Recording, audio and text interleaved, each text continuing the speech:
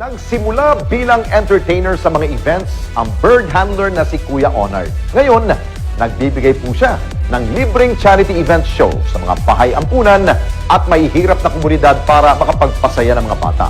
Pero ano nga ba ang naging inspirasyon ni Kuya Onard para gawin ang kakaiba niyang pagresponde? Yan po ang ating pong tinutukan. Samantala, libreng trick show ang handog ng isang bird trainer mula Parañaque City para makapaghatid ng saya sa mga bata. Ano po ang layunin niya sa gawain ito? Libre niyang ginagawa.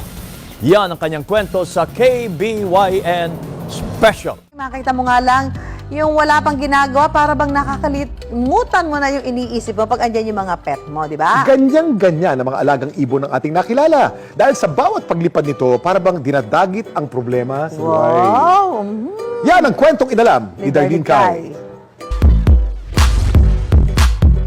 Kung ang mga doktor ay medical tools ang ginagamit sa panggagamot, si Onard, mga ibon ang kanyang inihahanda para sa mga batang may sakit at nasa bahay ampunan. Dahil ang kanyang mga alagang ibon nagtatanghal ng bird tricks. Simula ako sa charity kasi nakita ko yung mga bata parang hindi sila makapag-mall. Then naisip ko, ako na lang ang pupunta sa kanila para mapasaya ko naman yung mga bata.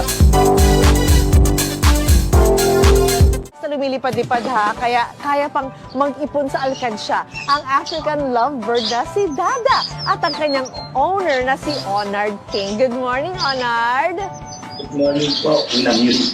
Hi! Sama ko ng nanonood po. Good morning, so Onard! Makakasama naman natin ngayon si Onard King at ang kanyang napaka-cute na kasamang si Dada. Rise and shine po! Good morning po. Good morning! Ano po ng ating guest for the day, Kuya Erbil? Hi, please welcome! Siya po ay si Mr. Leonard Hernandez, a.k.a. Onard King. Aba.